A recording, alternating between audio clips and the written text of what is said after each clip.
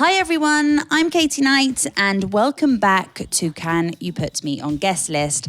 I just wanted to start off by saying a big thank you to everybody that's listened to the podcast so far, everybody that's downloaded it, reviewed it, shared it, liked it. I've absolutely loved recording the first few episodes and I'm really excited for what's to come. So a big thank you. Today's guest is Matthew Kingsley.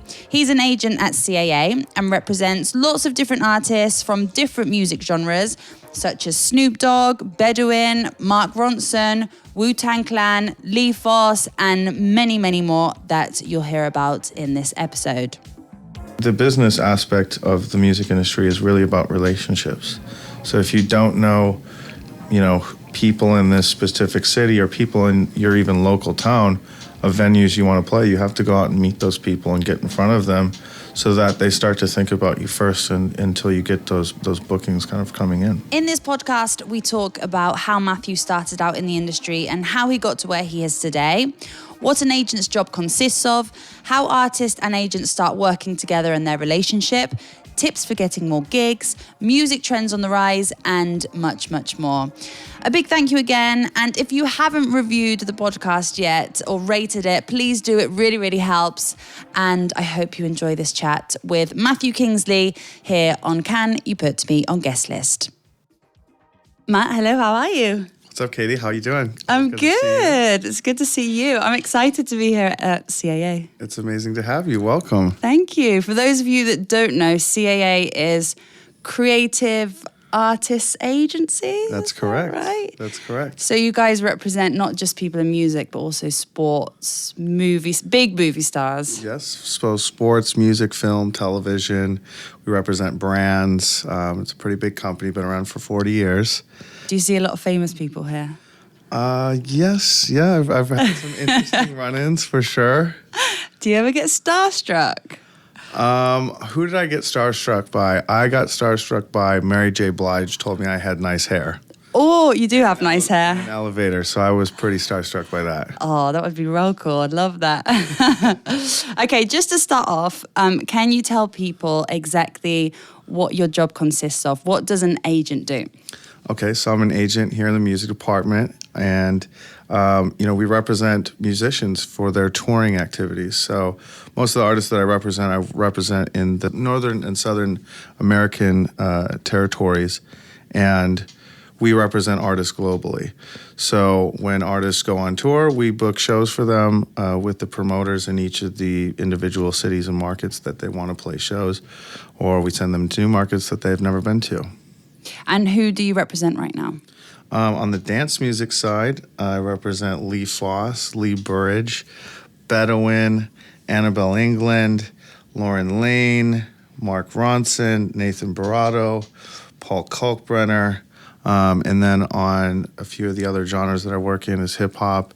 I represent Wu-Tang Clan, Snoop Dogg, Kalian Fox, and then I represent a band from Australia called Northeast Party House. That's a lot. Yeah. That's loads. Have you always had like that amount, or does it just keep growing and growing and growing? To be honest with you, I once had 35 artists at a time. 35? Which was a lot. And I have about maybe, 18 or so right now. So it just depends, the business that I've been in over the years has changed and evolved. So, with working with different genres has brought about, different, obstacles and, different, things that are good as well. So what would a normal day look like for you? What's your day-to-day like? I get in, and, just start to respond to emails, but you have to make sure that you stay proactive because there's loads of people that are incoming to you to inquire about artists and inquire for avails to fill their venues or their nightclubs. But you have to remain proactive in, doing, not just being responsive to incoming inquiries, but make sure that you're doing targeted reach outs to people to fulfill specific objectives. So if an artist or a manager says, hey, we want to we want to tour in Buenos Aires. So you need to make sure that you're reaching out to really everybody in your territory and keeping the relationships and the conversations going for your artist to, of course, bring in offers and confirm dates for their tours. Do you have like any kind of routine or something? Because obviously if you have so many artists, do you have like days that you'll work on certain artists and other days you work on other, or is just every day just a box of chocolates? I would say every day you're kind of working on every artist. You know, I wouldn't say there's any specific routine. What I would say that you find yourself doing is you'll be setting aside time to work on specific artists. So if you spend a time block of an hour or two, I'm just going to work on this artist and just focus on, these objectives. Some artists are touring all the time that are, say, based in the States, and I can, book them every weekend. And some artists are very limited in their touring time periods, which, a European artist might say, I'm going to come over here just for a few weeks or a month or two in these specific territories. So it's different with every client. Yeah. And how did you get to where you are now? How did your journey begin? From Detroit originally, and I've always been going to music shows. It was a big love of mine growing up, still is. And I eventually ended up working with the Paxahau group in Detroit that runs the Movement Festival there. And I worked with them when I was in college, kind of as a production intern, jack of all trades type of thing. Really just did it for fun, but they were good friends of mine, and learned a lot through that, but I didn't have any foresight of having a career in music, and moved to California shortly thereafter. And after a few years working in a marketing and advertising firm and running a restaurant, I really decided that music was my passion and I wanted to find a career in it. So, I knew a lot of people in the music industry. I knew artists.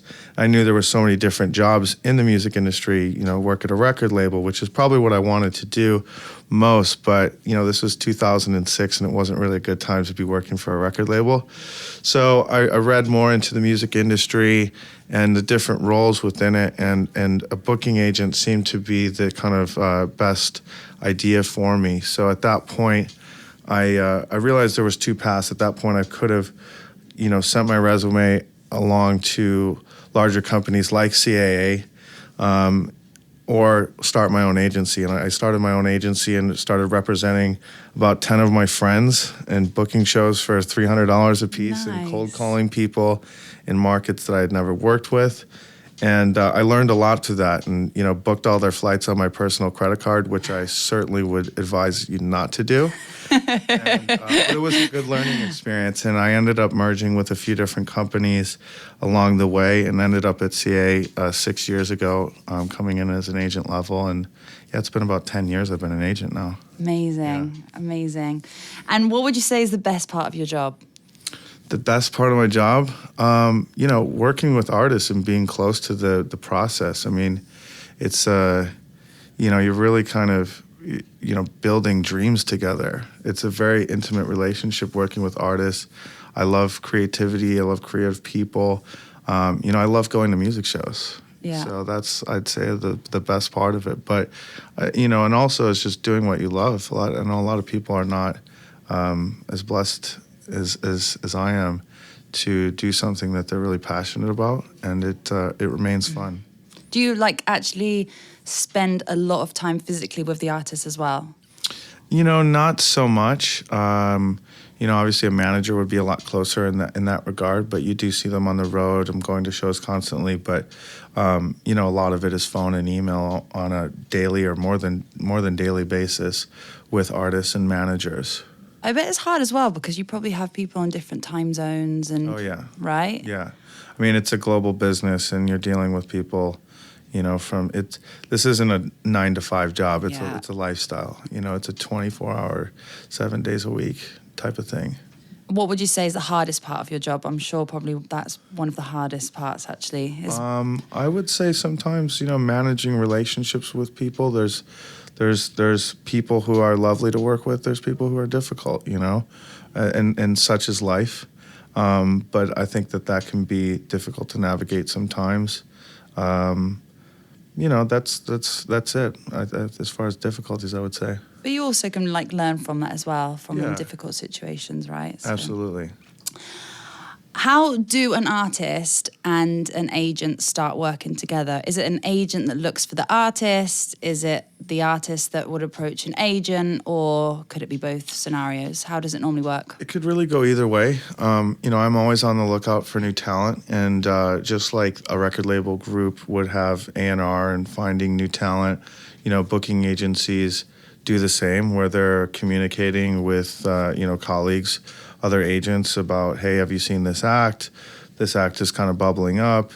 And we're constantly always looking for new music. So in that regard, that's one way. The other way, yes, artists can approach, agents. Managers can approach agents. You might have a client with a manager and they say, oh, we've just signed this new act. We're really excited about it. Or a record label may come to you and say, this act is going to be a priority for us next year. And certainly with those things, and team members is very important in looking for new artists. Is if some people might just be on their own. Obviously, it's a little bit of bonus points for people who have strong managers, strong record labels. I mean, most importantly, it has to be music. Yeah. For me, I only work with people who I actually love their music. That was actually going to be my next question. What do you look for in an artist before taking them on? What is it that makes you decide, yeah, I do want to work with this person? First and foremost, music. Is it unique? Does it move me? I'm kind of a terrible liar.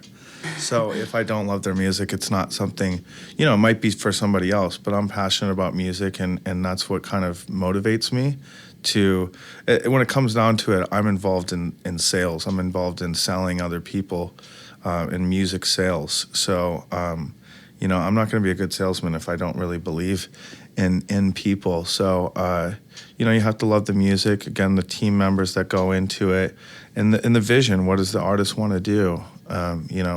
How easy are they to work with? Are they great? Are they good people? That goes a long way too. Yeah. And another question that I had that I was thinking about the other day actually is that obviously now social media over the last few years has really blown up. It's massive, especially for an artist, the way that they promote their music and their gigs. How big a part do artists' social network profiles and numbers play in your evaluation of them? I think it's something to look out for sure. I mean, with an absolutely new artist, they might have very little socials, so it's tough to say. I think it comes into play a little more when artists are established that you're looking to sign or are starting to work with. But it is very good identifiers of growth. These are data points, and people in the business world of music do look at these data points, whether it's promoters. Unfortunately, the social media thing, I think, is a little bit of a gift and a curse. Yeah. Because it's kind of quantified things a lot, where promoters might just look at social media numbers, and I think that's really unfortunate, and it kind of takes the whole, purity of the music part out of it, because people could have really good social media, but their music could be, in terrible. My opinion, not very good. Yeah. So it's, like I said, a bit of a gift and a curse. Yeah. If an artist isn't yet ready to be taken on by an agent, what tips would you give them to be able to maybe try and find their own gigs or to be booked by other people? I mean, there's a reason why agents exist, because it's a full-time job in itself, and it is so different and opposite from the creative part of artists. We operate in a business world. They operate in a creative world. It's kind of like the left and right part. Yeah. It's really opposite. But what I recommend to people who, we haven't taken on is just to be persistent. You have to knock down doors. And the business aspect of the music industry is really about relationships. So if you don't know, people in this specific city or people in your even local town of venues you want to play, you have to go out and meet those people and get in front of them so that they start to think about you first until you get those bookings kind of coming in.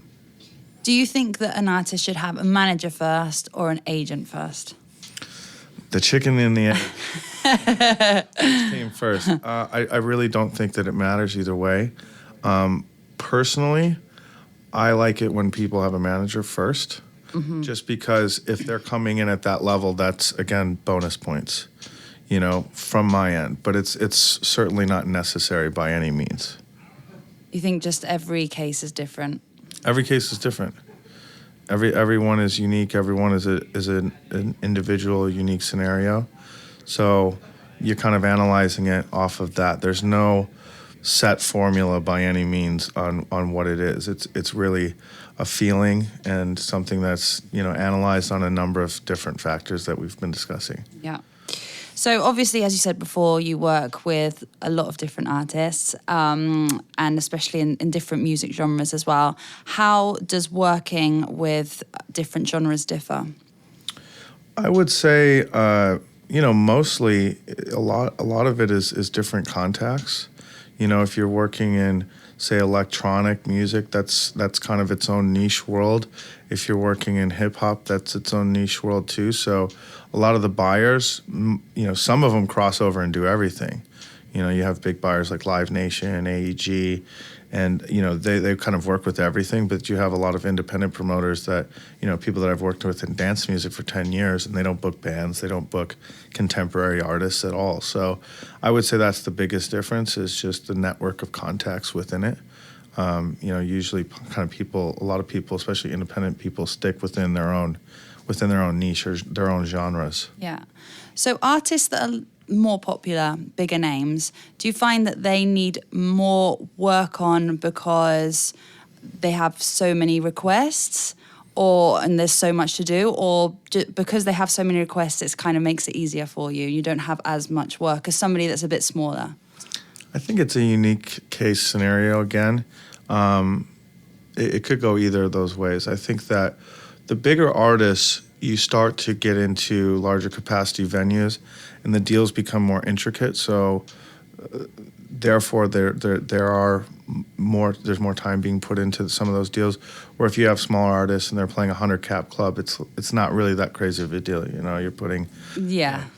It's a very straightforward type of arrangement.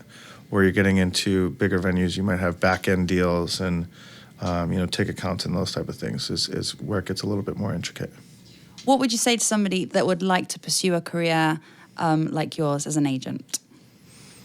I would tell them to do their homework first and foremost, and really just, you have to start to build a network. This is all about networking, and you need to, be in touch with artists. You have to be able to sign artists. But first and foremost, you're not going to be able to sign any artists until you understand the music industry, understand the network of people. It can start small. When I started out with my own agency, I knew people in probably, 10 cities in America. And now I book half the globe. So you have to start small and build that network, your contact database, keep in touch with them regularly, and you'll sign smaller artists to start and bigger artists, once you get more established. And finally, my last question for you is, what music trends do you see on the rise?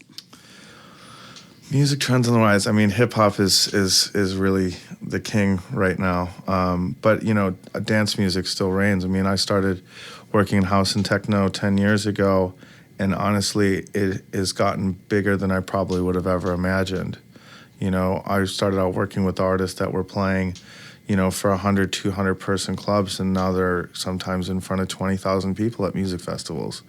And even though, the people that I've worked with over the years, we always envisioned that, it's gotten really big and probably bigger than we even imagined. So those two specifically, I think right now are the biggest trends in music.